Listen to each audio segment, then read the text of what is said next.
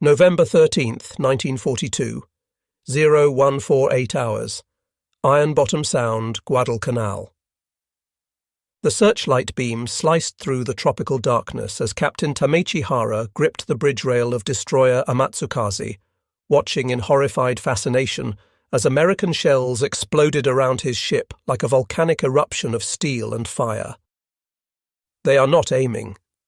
They are simply filling the sky with metal. These words, scrawled hastily in his personal log that night, would capture a truth that defined the Pacific War's outcome before most Japanese officers even recognized it. In the next 35 seconds, USS San Francisco would fire more 5-inch shells than some Japanese destroyers carried for entire missions. The Americans weren't counting rounds. They were creating walls of fire that turned the night into artificial daylight, their gun barrels glowing red from continuous firing. 2,700 miles away in Pearl Harbor, ammunition ships were already loading the next shipment, 15,000 tons of shells, enough to replace everything the American fleet would expend in this battle 50 times over. In Tokyo, naval planners were calculating whether they could spare 12 rounds per gun for the next convoy run. The mathematics of defeat were being written in brass casings and cordite, in production statistics that mocked every assumption the Imperial Navy had made about fighting the United States. Captain Hara would survive to become the only Japanese destroyer commander to fight from Pearl Harbor to the surrender, witnessing a transformation that shattered not just ships, but the entire world view of the Imperial Japanese Navy. The awakening had begun 6 months earlier, though few recognized it. On May 7, 1942, during the Battle of the Coral Sea, Commander Takeshi Naito, executive officer of carrier Shokaku, observed something that puzzled him deeply. American cruisers and destroyers had maintained anti-aircraft fire for 4 continuous hours, never seeming to pause or conserve ammunition. Each American destroyer, he would later testify to interrogators, appeared to carry more anti-aircraft ammunition than our entire destroyer division combined. The observation seemed impossible. Japanese doctrine, refined over decades, assumed that all naval powers faced similar ammunition constraints. The Type 96 25mm anti-aircraft gun, Japan's standard light AA weapon, came with strict firing protocols. Hold fire until aircraft reached 800 meters. Fire short bursts of 3 to 5 rounds, cease fire immediately when the target passed optimal range. Not because this was tactically sound, but because ammunition reserves couldn't support any other approach. Lieutenant Commander Masatake Okumiya, aboard carrier Ryujo, had trained his gunners relentlessly on these principles. Each man knew that their ship's magazines held enough ammunition for exactly 12 minutes of sustained anti-aircraft fire. After that, they would be defenseless. The Americans, he observed with growing unease, seemed to fire continuously for hours. But the full implications wouldn't become clear until Guadalcanal, where the mathematics of industrial warfare would be written in blood and steel across the waters. The Americans would name Iron Bottom Sound, February 27, 1942. The Battle of the Java Sea should have been a Japanese triumph, and tactically it was. But Captain Hara, commanding destroyer Amatsukaze, witnessed something that disturbed him more than any enemy gunfire. The combined American, British, Dutch, Australian force under Rear Admiral Carroll Dorman fired 1,619 rounds of 8-inch shells during the battle, achieving only 5 hits, with 4 proving to be duds. The Japanese fired far less but scored critical hits. Yet Hara noticed something troubling in his after-action report. The Allied ships never stopped firing, never seemed concerned about ammunition expenditure, maintained rates of fire that would have exhausted Japanese magazines in the first hour. They fired as if they had unlimited shells, Hara wrote in his memoir published decades later. Poor gunnery, yes, but such wealth of ammunition that accuracy became secondary to volume. The Japanese victory was complete. 2 Allied cruisers and 3 destroyers sunk. But in the wardroom afterward, Hara overheard a disturbing conversation. Lieutenant Yoshida, his gunnery officer, was calculating ammunition expenditure. "Captain, we used 40% of our main battery ammunition, if the battle had continued another 2 hours." Hara silenced him with a look. But the arithmetic was clear. The Amatsukaze had started with 2,000 rounds of 5-inch ammunition. In one battle, they'd used 800. The destroyed Allied cruiser HMS Exeter, according to survivors they'd rescued, had fired over 1,500 rounds from her 8-inch guns alone, more than most Japanese heavy cruisers carried total. August 7th, 1942. When the Americans landed on Guadalcanal, the Imperial Navy's response revealed the ammunition crisis in stark terms. Vice Admiral Gunichi Mikawa's striking force, racing south from Rabaul, carried enough ammunition for exactly one night battle. Not as a tactical choice, but because that was all that existed in Rabaul's magazines. The Battle of Savo Island on August 9th seemed to vindicate Japanese tactics. In 33 minutes, Mikawa's force sank 4 Allied heavy cruisers, killing 1,077 sailors. The Japanese lost 0 ships, but hidden in this tactical masterpiece was strategic catastrophe. Commander Toshikazu Omai, Mikawa's operations officer, would later admit to American interrogators, "We withdrew immediately after the battle not from fear of air attack, as you believed, but because we had exhausted most of our ammunition. We had nothing left for a second engagement." The American transports, defenseless and loaded with supplies, were spared because the Japanese literally couldn't afford to shoot at them. Japanese forces had fired 471 rounds total, achieving 10 hits, a 2.1% hit rate that would later be criticized as wasteful by Tokyo. Meanwhile, at Pearl Harbor, Captain William Poco Smith was overseeing the loading of ammunition ship USS Rainier. Her cargo manifest for this single voyage, 5,000 tons of naval ammunition, including 350,000 rounds of 5-inch shells, 1.2 million rounds of 40mm, 3 million rounds of 20mm. This represented more ammunition than the entire Japanese combined fleet would expend in the next 3 months. The famous Tokyo Express runs, high-speed destroyer missions to resupply Guadalcanal, revealed the ammunition crisis in pathetic detail. On November 30th, 1942, Rear Admiral Raizo Tanaka led 8 destroyers on another supply mission. The cargo manifest, discovered in captured documents, told the story rice, 1,100 drums. Medical supplies, 200 drums. Ammunition, 280 drums. For 15,000 desperate soldiers, less than 300 drums of ammunition. Each drum contained roughly 300 rifle rounds or equivalent weight in other munitions. The entire Japanese garrison on Guadalcanal was surviving on ammunition deliveries that a single American destroyer could expend in 20 minutes of combat. Captain Hara, commanding a Matsukaze on these runs, wrote bitterly, "We risk 8 destroyers, dozens of lives, tons of fuel, to deliver what the Americans probably waste in target practice." He was more right than he knew. That same day, destroyer USS Fletcher conducted a routine gunnery exercise, expending 127 rounds of 5-inch ammunition, roughly equivalent to half a drum from Tanaka's precious cargo.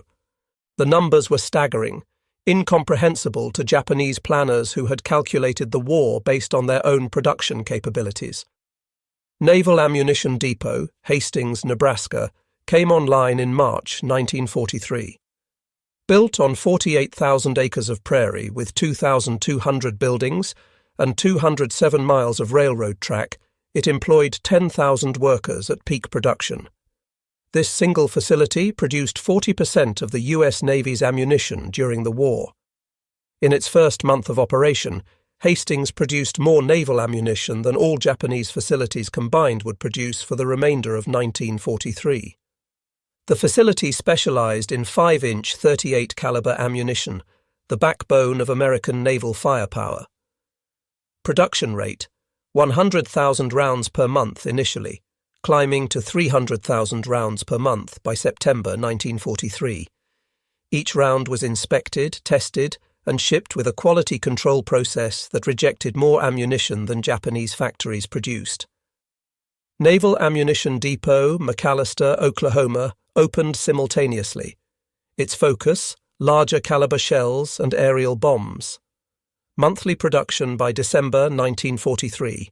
50,000 16-inch shells, 120,000 8-inch shells, 200,000 5-inch shells, plus 500,000 pounds of aerial ordnance. Peak workforce, 8,600 in 1945.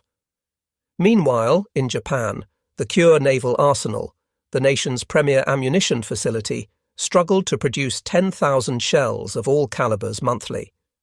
The Toyokawa Naval Arsenal, expanded at enormous cost in 1940, achieved peak production of 35,000 machine guns and 4.5 million rounds monthly, but only by employing 56,400 workers, including 6,000 conscripted schoolchildren aged 12 to 16 in dangerous conditions.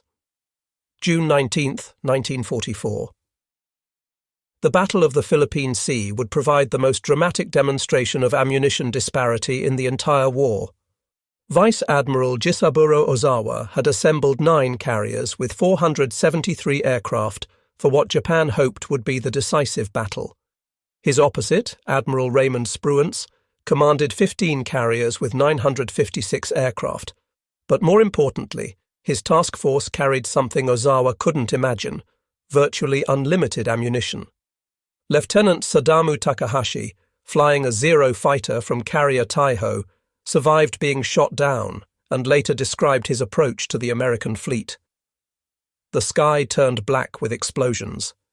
Not aimed shots, a solid wall of fire. They weren't trying to hit us specifically. They were filling every cubic meter of air with steel. The Americans fired with mechanical precision, every 5-inch gun maintaining 15 rounds per minute. Every 40mm mount pumping out 120 rounds per minute. The 20mm cannons spraying 450 rounds per minute. The destroyer USS Stockholm alone fired 12,000 rounds of 40mm and 20,000 rounds of 20mm ammunition in 6 hours of combat. Commander David McCampbell, the Navy's top ace, observed from his Hellcat fighter, "The Japs flew into a curtain of fire. Our ships weren't aiming at individual planes. They were creating zones of death that nothing could fly through." The mathematics were relentless. Japanese aircraft lost, 476, including those lost when carriers sank. American aircraft lost, 29. American ammunition expended, 200,000 rounds of 5-inch, 500,000 rounds of 40mm, 1.2 million rounds of 20mm. Japanese pilots rescued, 59. Quotes from rescued pilots: "It was not battle, it was execution by machinery." October 25, 1944, 0658 hours, off Samar Island, Philippines. The David versus Goliath battle that would epitomize the ammunition war was about to begin. Admiral Takeo Kurita's center force, 4 battleships, 6 heavy cruisers, 2 light cruisers, 11 destroyers, had achieved complete tactical surprise against Taffy. 3. 6 escort carriers, 3 destroyers, 4 destroyer escorts. What happened next defied every expectation. Commander Ernest Evans, commanding destroyer USS Johnston, didn't hesitate. "All hands to general quarters. Prepare to attack major Japanese fleet units.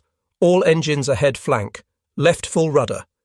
In the next hour, Johnston would fire over 200 rounds from her 5 5-inch guns at heavy cruiser Kumano, scoring 40 hits that wrecked her superstructure.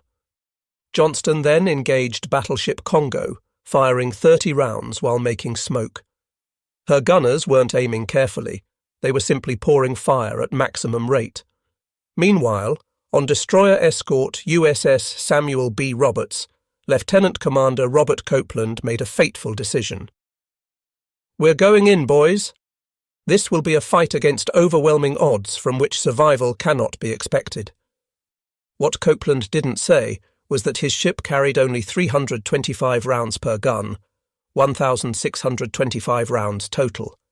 In the next 35 minutes, Roberts would fire over 600 rounds from just one gun mount, nearly 40% of her entire magazine, at rates that caused her gun barrels to glow white-hot.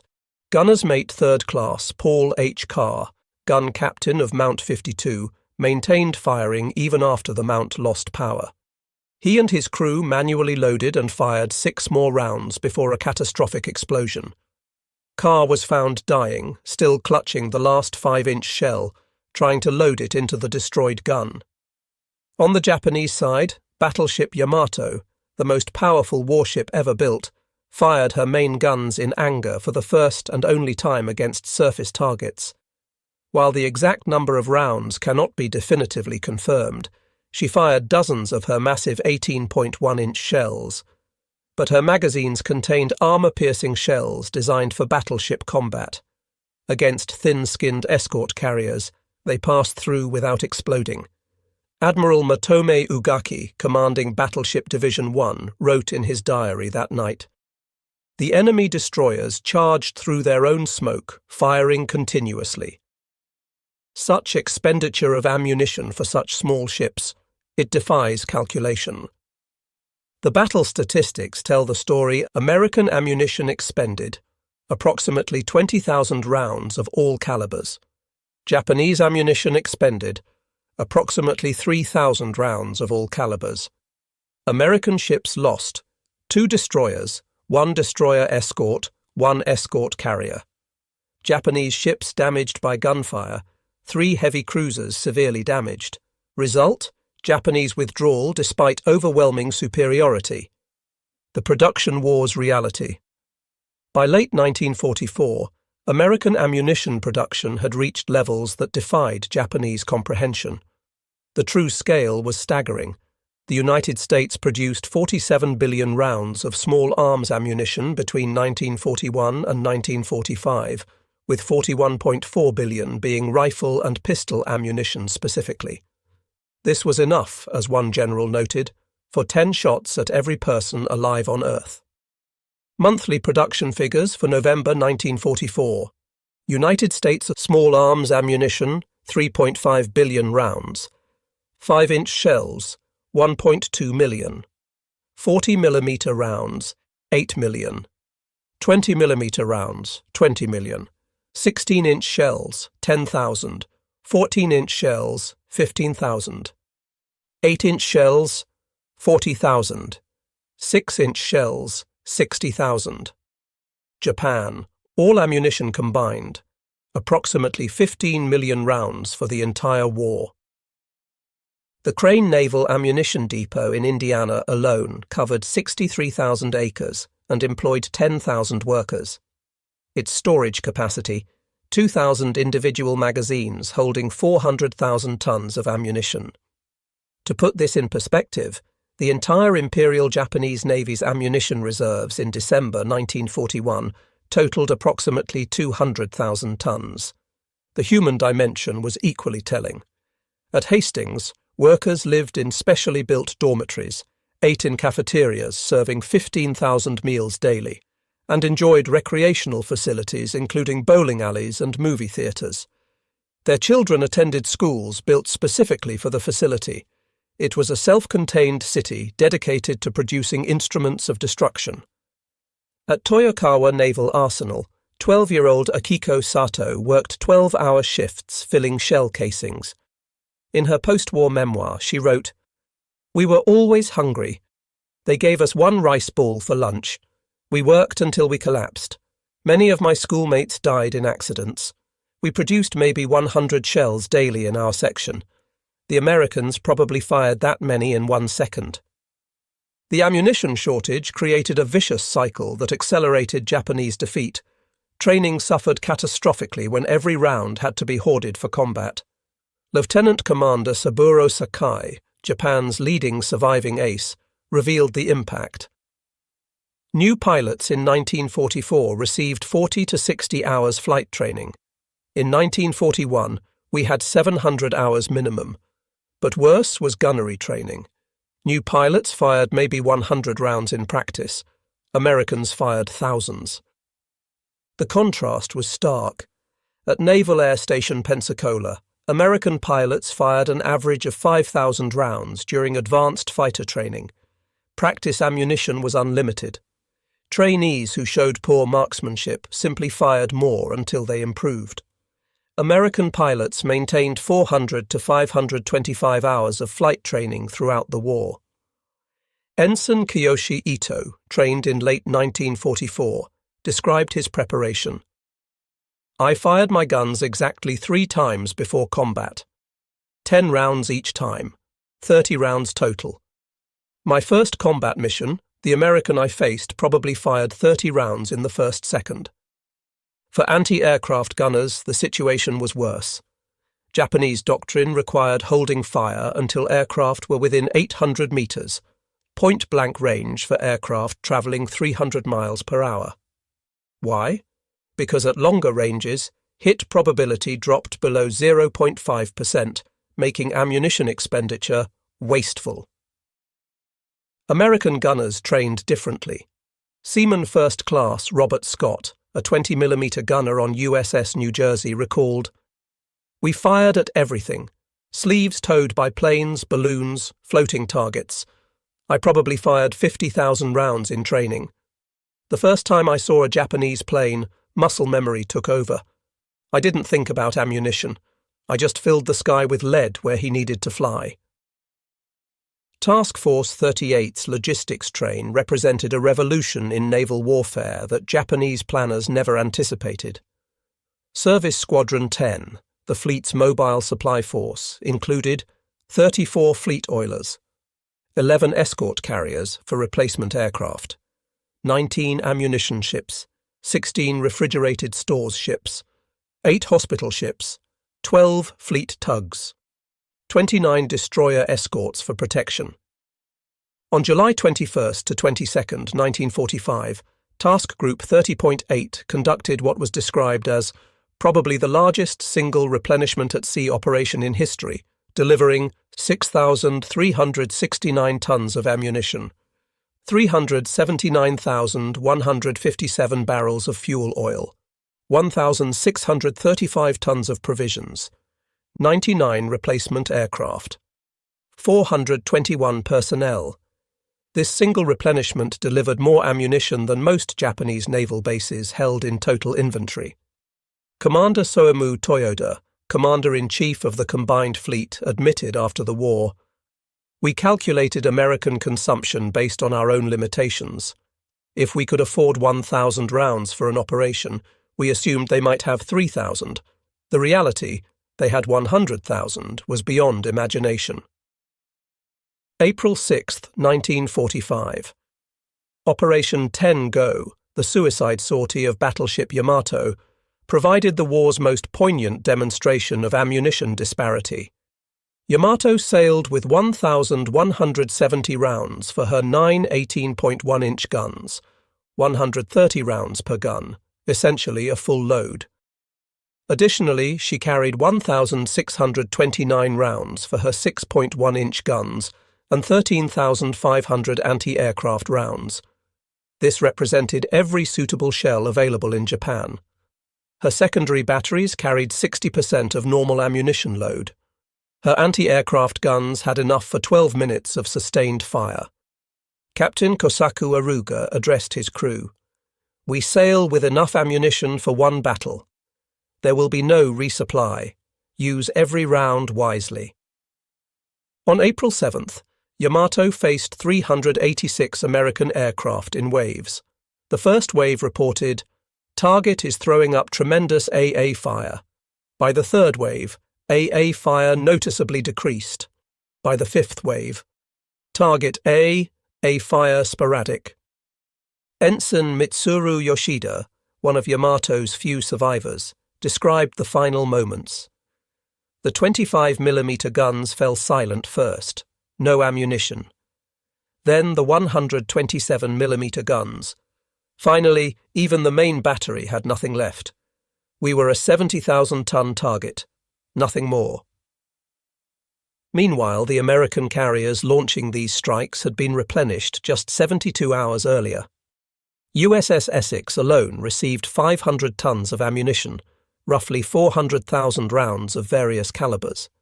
Her air group would expend 200,000 rounds of .50 caliber ammunition attacking Yamato, knowing that tomorrow's replenishment would replace it all. The ammunition shortage created cascading effects throughout Japanese society. By 1944, copper shortage, critical for shell casings, led to collection drives that confiscated temple bells, some dating to the 8th century. Bronze statues, including national treasures, were melted down. Household items from pots to door handles were requisitioned. Japan melted 45,000 Buddhist temple bells for munitions between 1937 and 1945, representing 90% of all temple bells in the nation. Each bell, weighing hundreds of kilograms and composed of 85% copper and 12 to 15% tin, was especially valuable for shell casings. 13-year-old Yukiko Tanaka recorded in her diary, "They took our school bell today for ammunition." Teacher Yamamoto cried. He said the bell had rung for 200 years. How many shells will it make? How many seconds will those shells last in battle? The answer was heartbreaking. The typical temple bell, weighing 500 kilograms, yielded enough brass for approximately 2,000 small-caliber shell casings. An American destroyer's 40mm mount could fire that many rounds in 16 minutes of combat. Worker conditions at Japanese arsenals deteriorated catastrophically. At Toyokawa Naval Arsenal, accident rates reached 15% monthly by 1945. Exhausted child workers handled dangerous explosives with minimal training. On August 7, 1945, a B-29 raid destroyed the facility, killing 2,477 workers, mostly teenagers. Contrast this with American worker Mary Roberts, who assembled shells at Hastings. "We worked 8-hour shifts 5 days a week, good pay, $1.20 an hour, hot meals in the cafeteria. They showed movies every Friday. We knew we were winning the war, one shell at a time." American tactics evolved to exploit their ammunition advantage, while Japanese tactics increasingly reflected desperate conservation. Admiral Willis Ching Lee, the Navy's premier surface warfare tactician, developed the concept of area saturation for night battles. Rather than carefully aimed shots, American ships would fill entire zones with shells, making evasion impossible. At the Battle of Surigao Strait, October 25, 1944, Lee's doctrine reached its apex. Admiral Jesse Oldendorf's battle line fired 285 16-inch shells, 310 14-inch shells, and thousands of 8-inch and 6-inch rounds in just 18 minutes. The Japanese battleships Fuso and Yamashiro, sailing with reduced ammunition loads to conserve weight, managed to return less than 100 rounds total before being obliterated. Lieutenant Commander Tokuno Horishi, one of Yamashiro's few survivors, described the experience. "Shells fell like rain. Not aimed at us specifically, they simply filled the strait with explosions. We fired back into the darkness, but for every shell we sent, 50 came back." Japanese tactics, conversely, became increasingly desperate. The special attack, kamikaze units represented the logical endpoint of ammunition shortage. When conventional weapons become too precious to expend, the weapon becomes the human himself. Vice Admiral Takejiro Onishi, creator of the kamikaze corps, admitted privately, "We resort to body crashing because we lack the ammunition for conventional attack. One pilot, one plane, replaces hundreds of shells we don't have." American codebreakers reading Japanese naval messages gained insights into the ammunition crisis that shaped strategic planning. A decoded message from December 1944 revealed, "Combined fleet ammunition status, 16-inch 15% of required minimum, 14-inch 22% of required minimum, 8-inch 18% of required minimum, 5-inch 31% of required minimum. Anti-aircraft, critical shortage all calibers." Admiral Chester Nimitz, reading this intelligence, remarked to his staff, "They're a boxer with no punch left. We just keep hitting until they fall. American planners began deliberately planning operations to force Japanese ammunition expenditure. Feint attacks, harassment raids, and probing actions were designed not necessarily to achieve tactical objectives, but to drain Japanese magazines.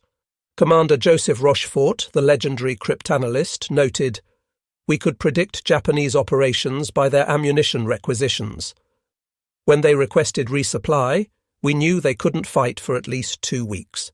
We owned the timing of every battle." American submarines devastated Japanese ammunition transport, creating critical shortages throughout the empire. The numbers were staggering. Japanese ammunition ships sunk 147. Tonnage of ammunition lost, approximately 500,000 tons. Percentage of ammunition shipments lost, 55%. Lieutenant Commander Dudley Mush Morton, commanding USS Wahoo, sank ammunition ship Fukuei Maru in January 1943.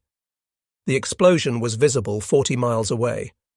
That single ship carried more ammunition than the entire Rabaul garrison would receive for the next 3 months. Japanese Captain Tatsuwaka Shimazaki, commanding an ammunition convoy, described the impossible situation. "We loaded at Kure with 10,000 tons of shells for Rabaul. 4 ships. By the time we arrived, 2 ships were sunk, 1 damaged. We delivered 2,000 tons. The submarines took the rest." The psychological impact on Japanese logistics officers was crushing. Commander Yoshiro Tanaka, responsible for ammunition distribution in the Philippines, committed suicide in October 1944 after failing to deliver critical supplies to Leyte. His final note, "I send empty ships to die. The Americans sink them full or empty. Our guns fall silent while theirs never stop." By war's end, the production statistics told the entire story. United States naval ammunition production, 1941 to 1945. Total rounds all types, 47 billion, 41.4 billion rifle-pistol ammunition.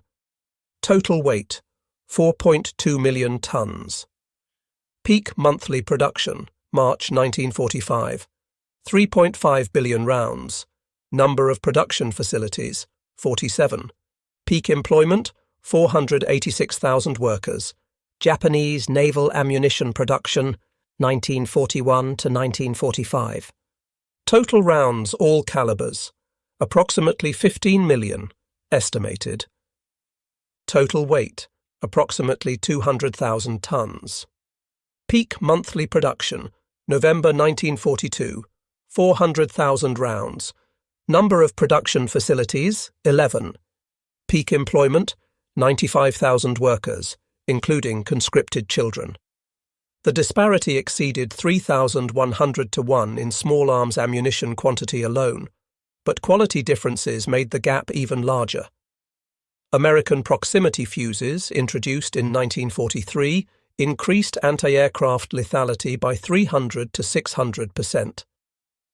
Japanese fuses, degraded by material shortages, suffered a 30% failure rate by 1945.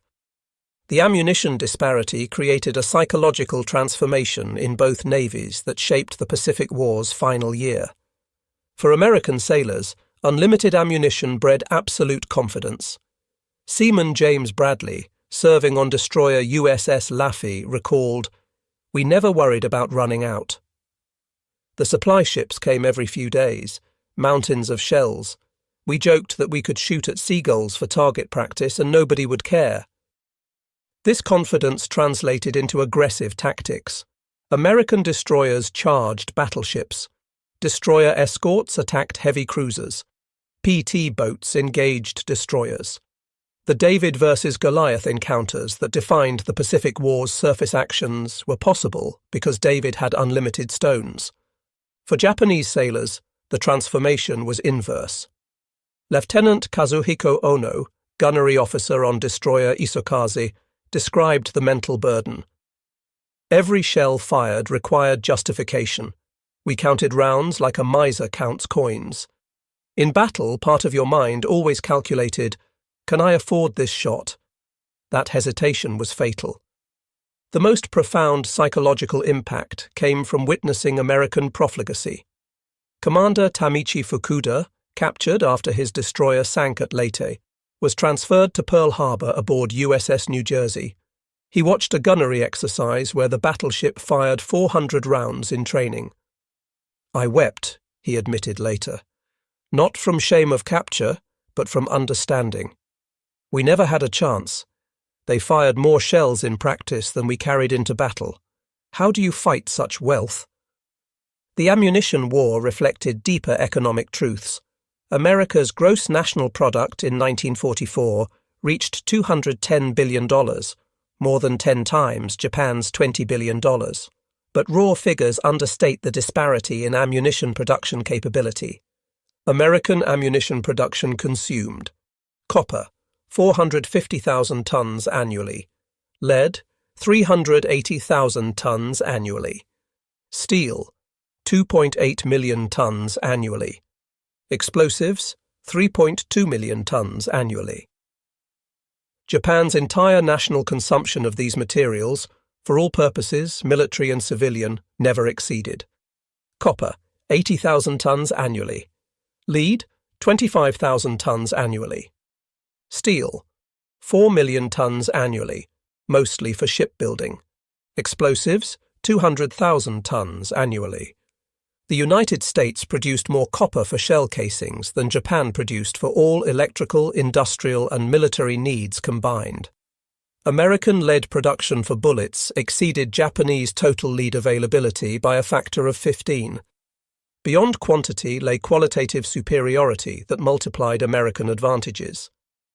The proximity fuse, developed by Johns Hopkins Applied Physics Laboratory, revolutionized anti-aircraft warfare. Instead of requiring direct hits, shells exploded when radar detected they were near aircraft. The development program cost $1 billion, 1940s dollars, 5% of Japan's entire 1944 GNP. This made it the third most expensive program of the war after the Manhattan Project, $2 billion, and B-29 development, $3 billion. Production required precision manufacturing beyond Japanese capabilities. Each fuse contained miniaturized vacuum tubes that could withstand 20,000 times gravity acceleration when fired. By war's end, America had produced 22 million proximity fuses. The proximity fuse first saw combat on January 5, 1943, when USS Helena shot down a Japanese dive bomber with her second salvo. The technology improved anti-aircraft effectiveness by 300 to 600%. Admiral Kiyoshi Hasegawa, observing proximity-fused shells in action during a 1945 raid, reported, "The American shells explode by magic, knowing when they approach our aircraft. Each explosion is perfectly placed. This is not warfare, it is witchcraft by mathematics." Fire control systems showed similar disparity. The Mark 37 gunfire control system, standard on American destroyers, incorporated gyroscopic stabilization, automatic radar tracking, mechanical ballistic computation, electric servo drives, remote power control. This system allowed accurate fire in any weather, day or night, at maneuvering targets. Cost per system, $500,000. More than the entire annual ammunition budget for a Japanese destroyer squadron. Japanese fire control remained largely manual, dependent on optical rangefinders useless in poor visibility. Captain Toshiro Miura admitted, "We aimed by eye while they aimed by machine. We guessed while they calculated. Every American shell was directed by mathematics we couldn't match." The ammunition disparity produced remarkable survival statistics that defied conventional military wisdom. American destroyer USS Lafay survived 22 kamikaze attacks on April 16, 1945, largely because her guns never fell silent. In 80 minutes, Lafay fired 345 rounds of 5-inch, 11,000 rounds of 40mm, 20,000 rounds of 20mm. Her gunners shot down 9 aircraft definitively, damaged 4 more that crashed elsewhere. Despite taking 4 bomb hits and 6 kamikaze strikes, Laffy survived because her defensive fire degraded most attacks before impact. Contrast destroyer Yahagi sunk escorting Yamato. Her anti-aircraft ammunition exhausted after 45 minutes, she could only maneuver helplessly as American aircraft attacked unopposed. 7 torpedo and 12 bomb hits later, she capsized. The cruiser USS Helena's ammunition expenditure deserves special attention. Throughout her career from December 1941 to July 1943, Helena fired a total of 10,639 rounds, 3,460 rounds of 5-inch and 7,179 rounds of 6-inch ammunition. This wasn't from a single battle, but cumulative across all her engagements, including Pearl Harbor, Guadalcanal naval battles, and Kula Gulf, where she was sunk. Helena earned the nickname Machine Gun Cruiser for her rapid-fire tactics. At the naval battle of Guadalcanal on November 13, 1942, she fired so rapidly that Japanese observers thought she was equipped with automatic 6-inch guns, which didn't exist. Her rate of fire exceeded what Japanese doctrine considered physically possible. Captain Hara's observation that Americans fired without thinking, while Japanese counted every round, captured more than tactical difference. It revealed the war's fundamental nature. This was not conflict between comparable powers temporarily advantaged or disadvantaged. This was industrial civilization crushing pre-industrial ambition. The final statistics are overwhelming. American ammunition expended, 47 billion rounds total, 41.4 billion rifle-pistol. Japanese ammunition expended, approximately 15 million rounds, all types estimated. Ratio, 3,100 to 1. But even these numbers understate reality. American forces expended ammunition in training, test firing, and harassment missions. Japanese forces hoarded rounds until the moment of destruction. Americans fired to suppress, to intimidate, to dominate. Japanese fired only when certain of effect. When Emperor Hirohito announced Japan's surrender on August 15, 1945, he spoke of a new and most cruel bomb. But privately, military leaders knew the atomic bomb merely abbreviated a defeat already certain. Admiral Soemu Toyoda, the Navy's final commander, admitted, "We could build ships without steel, we could fly planes without fuel, but we could not fight without ammunition." The Americans had infinite amounts. We had whatever we could salvage from our grandfathers' temples. In the ruins of Kure Naval Arsenal, workers found a final production report dated August 14, 1945. Daily production, 73 shells, various calibers. Worker strength, 423, including 200 middle school students. Status, critical shortage all materials. That same day, Hastings Naval Ammunition Depot reported daily production, 45,000 shells, various calibers. Worker strength, 5,800. Status, exceeding quota. Recommendation, reduce production due to anticipated war termination. The Pacific War's ammunition disparity teaches a lesson that transcends military history. Wars between industrial powers are not decided by courage, skill, or determination, though these matter, but by the capacity to transform raw materials into delivered destruction. Captain Hara survived to write his memoirs, unique among Japanese destroyer captains. His final assessment was stark. "We brought swords to a machine gun fight, then wondered why we lost. The Americans didn't defeat our Navy, their factories did. Every shell they fired announced industrial supremacy we couldn't imagine, much less match." The brass casings littering the Pacific's floor tell this story, each one stamped with American ordnance marks, each one representing industrial capacity that transformed warfare from art to arithmetic. The Americans could afford to fire without thinking, because thinking was unnecessary when supply was infinite. Japan counted every round because each one was precious, irreplaceable, a fragment of national treasure transformed into instrument of war. But wars are not won by counting. They are won by those who can afford not to count, who can fill the sky with steel and the sea with fire, who can transform industrial might into delivered destruction without hesitation or limit. Behind every statistic lay human tragedy. Ensign Takeo Matsui, commanding a 25mm mount on carrier Zuikaku, received 10 rounds for his weapon during the Battle of Cape Engano, the carrier's last fight. He held fire as American planes attacked repeatedly, waiting for the perfect shot that never came. Zuikaku sank with his unfired rounds. His mother received his final letter. "I have 10 chances to protect our ship. I will make each one count." She never learned he died without firing a shot, paralysed by the terrible arithmetic of scarcity. Meanwhile, Seaman Robert Dixon, 20mm gunner on USS Essex, fired 15,000 rounds during the same battle.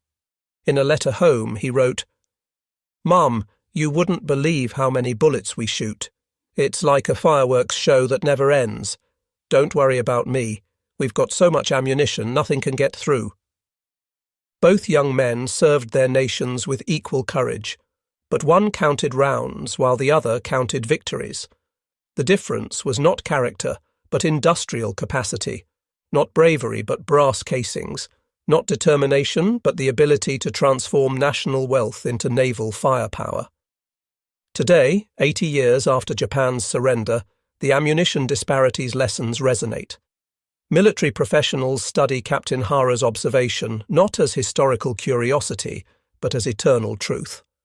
Wars between industrial powers are decided in factories before they're fought in fields. The Pacific War proved that industrial capacity, once mobilized, generates military power that no amount of tactical brilliance can overcome.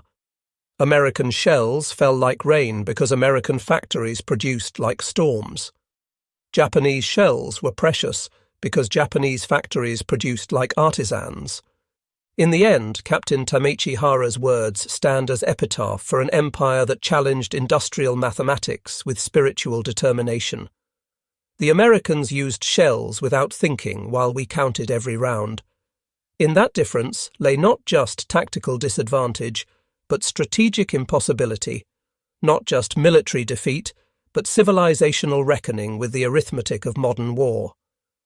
The shells have long since stopped falling, the guns long since fallen silent. But in naval archives from Pearl Harbor to Yokosuka, in memoirs from Washington to Tokyo, the truth remains. The Pacific War was decided not by the courage of those who fired the shells, but by the capacity of those who made them. The Americans could afford to fire without thinking. The Japanese could only afford to think without firing. Between those two realities lay the abyss that swallowed an empire's ambitions and transformed the world's understanding of industrial warfare. The final testament comes not from admirals or historians, but from the numbers themselves, 47 billion to 15 million. In that ratio lies the Pacific War's true story, not of battles won or lost, but of an industrial colossus that could produce more ammunition than the world had ever seen, facing a nation that melted its temple bells to make a few more shells. The Americans fired without thinking because they could afford to. The Japanese counted every round because they had to. And in that difference, the war's outcome was written before the first shot was fired.